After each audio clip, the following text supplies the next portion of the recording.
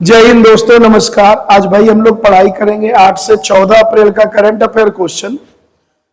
सबसे पहला सवाल बेटा क्या है? सबसे पहला सवाल WHO से है, तो इसके बारे में कुछ कंटेंट आ रखा है कि WHO की स्थापना की यदि हम लोग बात करें तो WHO की स्थापना कब हुई थी? तो 1948 ईस्वी में हुई थी। WHO ने बेटा एक दिवस मनाने की प्रथा शुरू की थी, विश्व स्वास्थ्य दिवस, ठीक है, या विश्व वर्ल्ड हेल्थ डे कब मनाया जाता है? तो WHO की स्थापना जो हुई थी बेटा, वह हुई थी 7 अप्रैल 1948 को। तो यही 7 अप्रैल को world health day per year मनाया जाता है। लेकिन सवाल यह भी पूछ देगा कि वर्ल्ड हेल्थ डे मनाने की परंपरा कब शुरू हुई है? तो वर्ल्ड हेल्थ डे बनाने की जो परंपरा जो बेटा शुरू हुई है वो 1950 में हुई है। तो ये थोड़ा ध्यान रखिएगा, क्लियर है? यहां से आप लोग 2 होमवर्क हमें बताएंगे। WHO का हेडक्वार्टर कहां है और प्रेजेंट टाइम में WHO का हेड कौन है, अध्यक्ष कौन है, क्लियर है? नेक्स्ट क्वेश्चन की ओर बढ़ते हैं। अभी आपके पास सवाल पूछा जाएगा, हाल फिलहाल में एक एक्सरसाइज हुआ है बेटा, जिस एक्सरसाइज का नाम है पेसेक्स, ठीक है?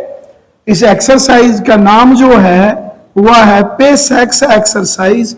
आपसे पूछ देगा किन 2 देश के बीच हुई है या कहां पे हुई है। यदि इसकी बात यदि हम बेटा करें तो यह जो एक्सरसाइज हुई है वह किस खाड़ी में, किस गल्फ में हुई है?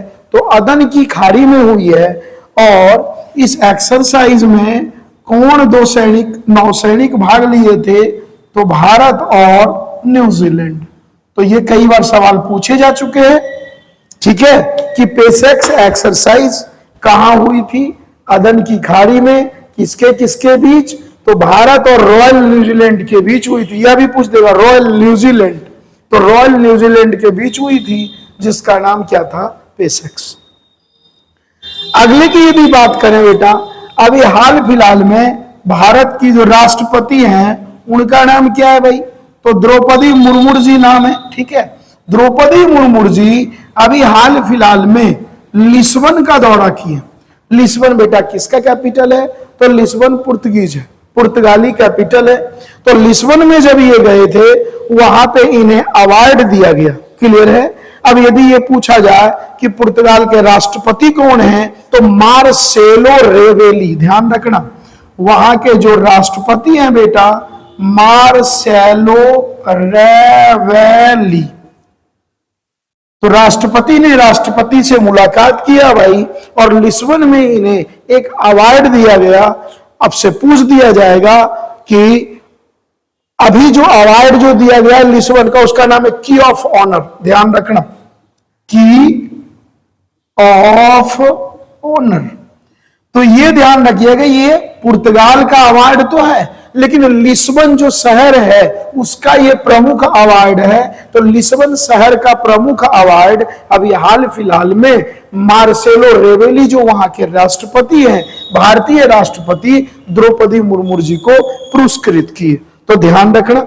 अच्छा, एक क्वेश्चन बेटा मिस्टेक हो गया था, बिमस्टेक बताए थे। तो बिमस्टेक मीटिंग जो हुई थी बेटा, 6ठे नंबर की मीटिंग 2025 में हुई थी। और ये दोबारा मैं होमवर्क दे रहा हूं क्योंकि मैं बता चुका हूं बिमस्टेक में क्या कंडीशंस, क्या क्या चीजें थी।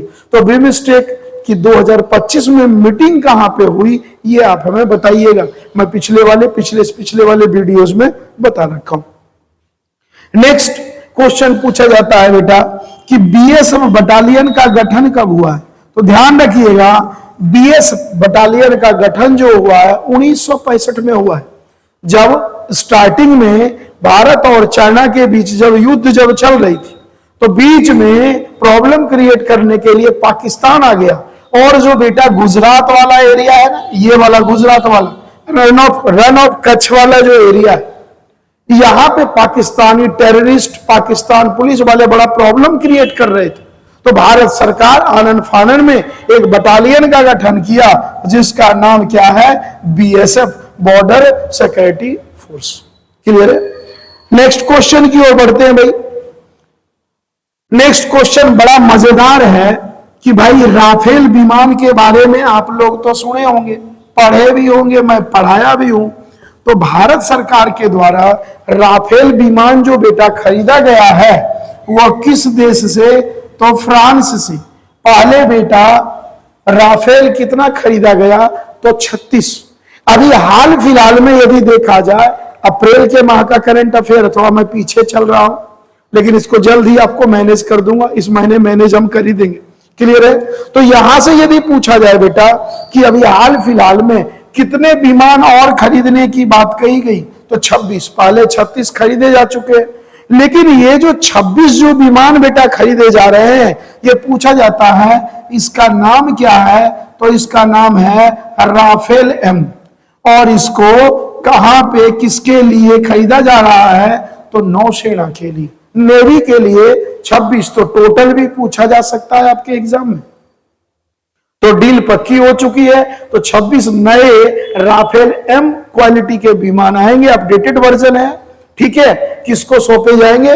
नौसेना को। सवाल यह भी आ सकता है इसको किस सबमरीन, किस पनडुब्बी में? तो ध्यान रखिएगा INS विक्रांत।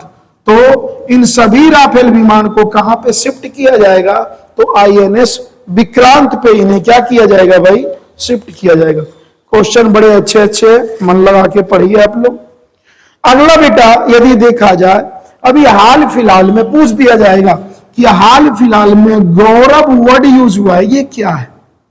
तो ध्यान रखिएगा बेटा, गौरव DRDO के द्वारा विकसित किया गया एक क्या है? तो एक ग्लाइड बम है।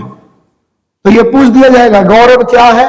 तो ग्लाइड बम है, मतलब ऊपर से किसी भी मौसम में यह जो इतना अच्छा सटीक बम है कि टारगेट को लक्ष्य भेद देता है। तो गौरव क्या है? ग्लाइड बम है। ग्लाइड बम का मतलब किसी भी मौसम में या ऊपर से, ठीक है, हेलीकॉप्टर से भी इसे छोड़ा जा सकता है। किसके द्वारा बनाया गया है? तो DRDO के द्वारा निर्मित किया गया है। क्लियर है? और यदि देखा जाए तो ये जो है लगभग बेटा सटीक जो निशाना, लगभग 100 किलोमीटर तक टारगेट को बड़े अच्छे तरीके से सटीक निशाना भेजता है। एक नॉर्मल सा क्वेश्चन आया है बेटा कि ये आपको पता भी है, बार बार बताना भी अच्छा नहीं लगता है, कि वर्ल्ड में सबसे ज्यादा मिल्क प्रोडक्शन, दूध का उत्पादन करने वाला देश कौन है? तो ध्यान रखिएगा, वर्ल्ड में सबसे ज्यादा मवेशी भी भारत में, जहां मवेशी होंगे, पशु होंगे, वहीं दूध भी। तो भारत का स्थान दुग्ध उत्पादन में, डेयरी उद्योग में पहले पोजीशन पे। क्लियर है? कुछ क्वेश्चन सीधा सीधा सा सवाल है, इसको देखते हैं कि आयुष्मान व्यय वंदन योजना, व्यय वंदन योजना किस क्षेत्र से संबंधित है? तो ध्यान रखिएगा बेटा, यह मेडिकल लाइन से संबंधित है। सरकार कई फ्री सुविधा दे रहे हैं और इसमें कौन आएंगे? तो 70 वर्ष से ऊपर के जितने भी मेल फीमेल हैं, बुजुर्ग हैं, बीमार पेशेंट हैं, वो आएंगे। कम किफायती दाम पर इनका इलाज कराया जाएगा। यह भी पूछा जा सकता है कि इस योजना की शुरुआत कब हुई भाई? तो व्यय बंधन योजना की जो शुरुआत हुई है बेटा, ये 2024 में हुई है। क्लियर है?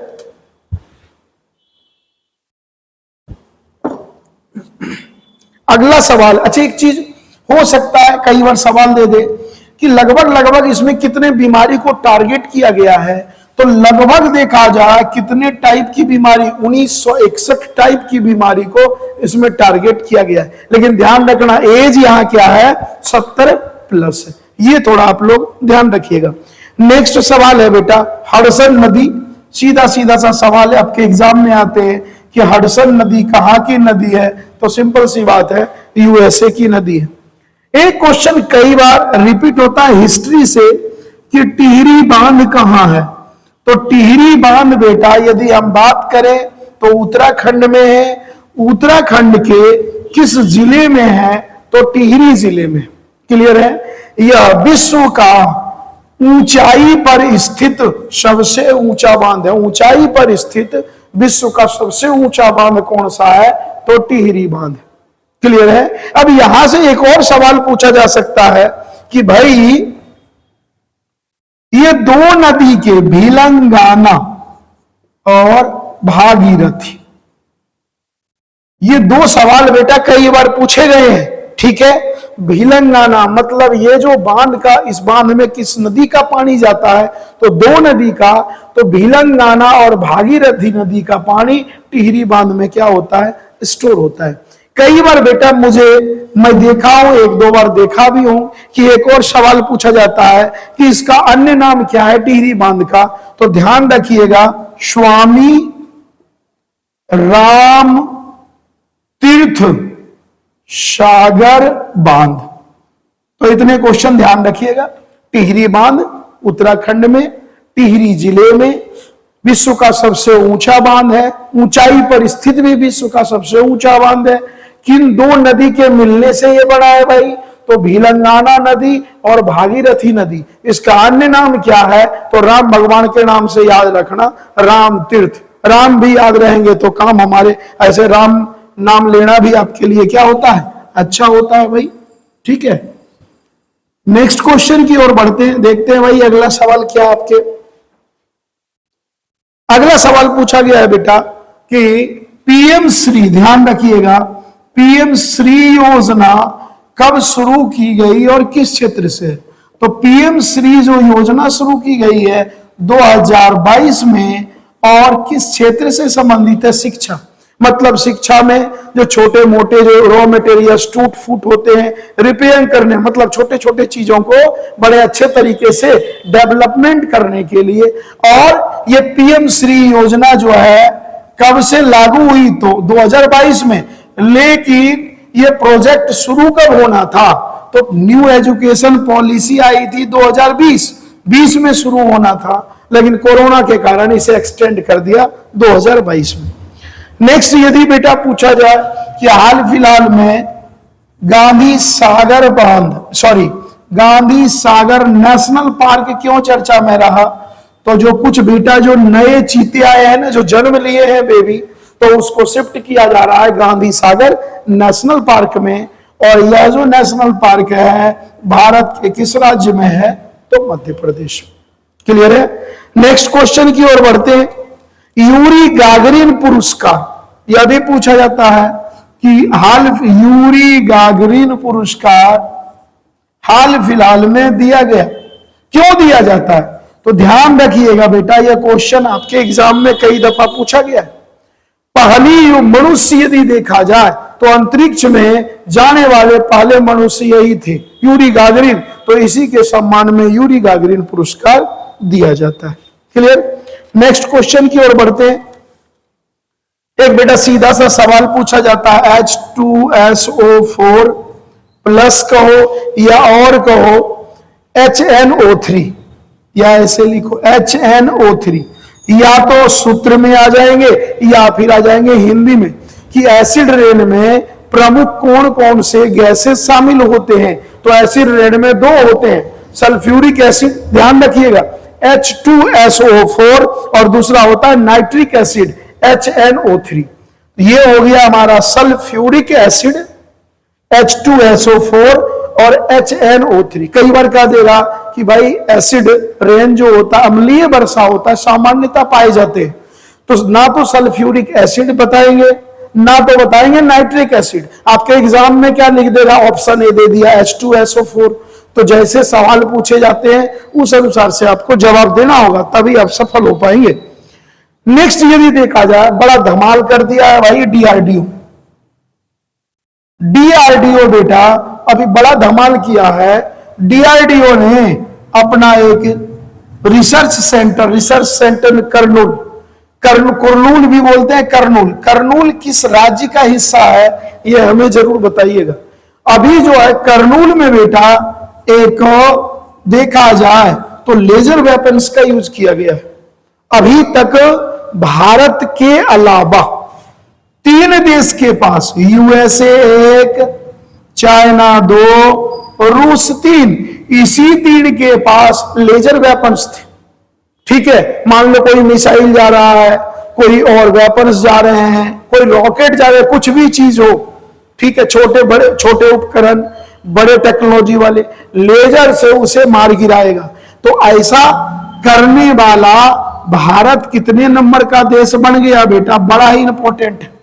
तो किसने बनाया, डीआरडीओ के द्वारा। कहां पे, करनूल पे लेजर वेपन्स बनाया गया। पहले लेजर वेपन्स में 3 ही कंट्री थे, कौन कौन थे, यूएसए, चाइना, रसिया। अब अपना भारत का पोजीशन, तो भारत लगातार तेज गति से बढ़ रहा है। कई बार यह भी सवाल दे देगा भाई इसका नाम क्या है, इस लेजर जो वेपन्स है बेटा इसका नाम यदि हम लोग देखें तो इसका नाम है MK2A।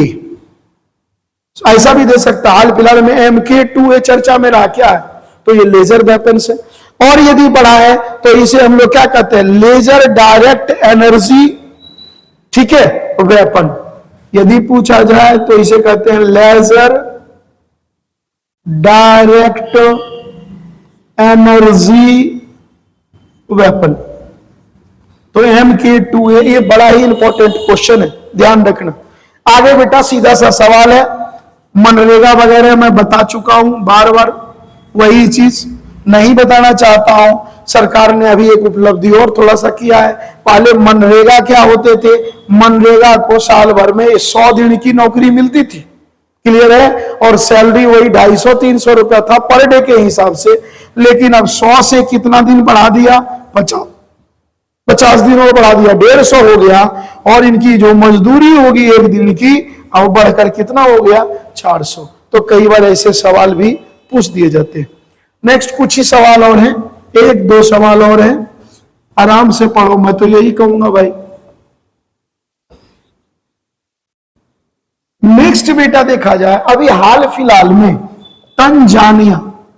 तंजानिया बेटा अफ्रीका के कंट्री है, ठीक है। तो तंजानिया के अलावा 9 अफ्रीकन कंट्री, तो 9 और 1 तंजानिया कितना हो गया, 10, और 1 अपना क्या हो गया, भारत। तो टोटली 11 कंट्री मिलकर के तंजानिया में एक्सरसाइज किया।